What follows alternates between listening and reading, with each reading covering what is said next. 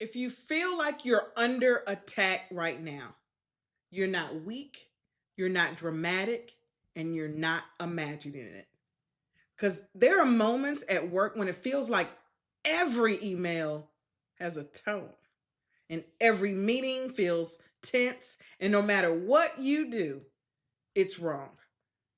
That's not pressure, that's emotional survival mode. And I want to be very clear about something before we go any further. Self care at work does not mean avoiding accountability. It does not mean disengaging from your job, and it definitely does not mean pretending everything is fine when it's not. Self care at work, especially when you're under attack, is about protection, clarity, and control. Now, being under attack at work doesn't always mean that someone is yelling at you. It can look like constantly being singled out, your work being questioned more than others, being excluded from decisions you used to be part of, passive aggressive emails, shifting expectations with no warning, and feeling like you have to over explain just to exist. And here's the part that nobody talks about. When this happens long enough, your nervous system stays on high alert.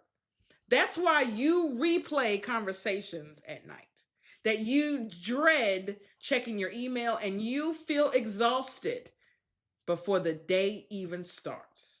And that's not burnout. A lot of people think it is. A lot of people think, that's burnout. That's not burnout. That's self-preservation kicking in. And I'm going to go over some self-care rules that you can do. And the very first one is regulate first, respond second. When you're under attack, your body reacts before your brain does. So self-care starts right here. Not with productivity tips, but with regulation. So you want to do this before responding to anything. And that's take one slow breath in through your nose. Exhale longer than you inhaled. Drop your shoulders and unclench your jaw. Because this will tell your body, I'm safe enough to think. And thinking clearly, my friends, is power. So self-care rule number 1 is regulate first, respond second. Self-care rule number 2, document, don't emotional dump. And that's a big one. Because when you're under attack, your emotions feel urgent, right? But documentation is strategic. So instead of venting in emails or over explaining or defending yourself emotionally, do this. Stick to the facts. Save emails.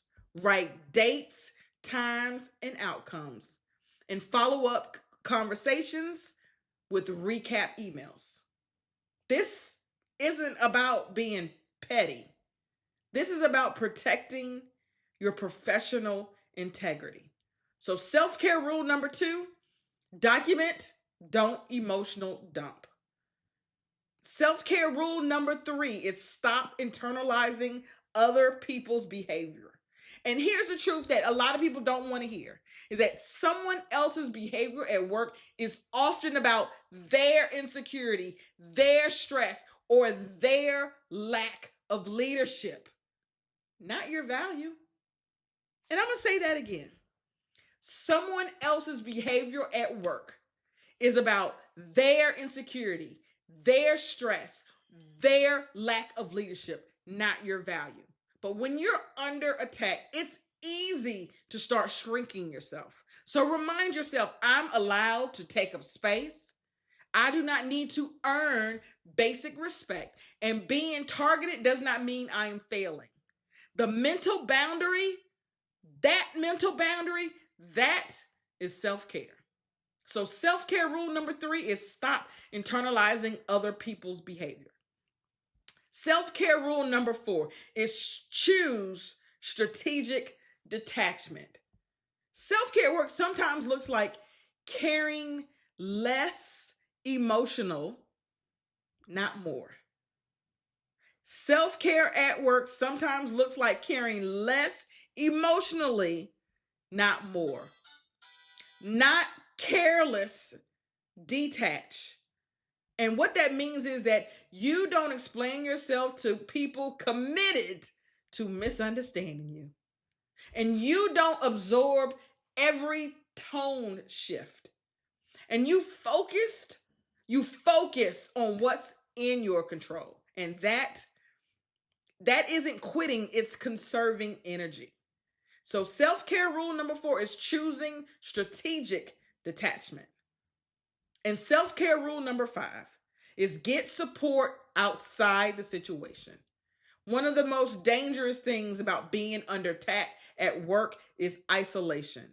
So talk to a trusted mentor, a therapist, a coach, someone who can help you see clearly. Because self-care is not carrying this alone. And if you're under attack at work right now, hear me clearly. You don't need to break yourself to survive a broken system. You don't need to shrink to make others comfortable. And you don't need to lose yourself just to keep a paycheck.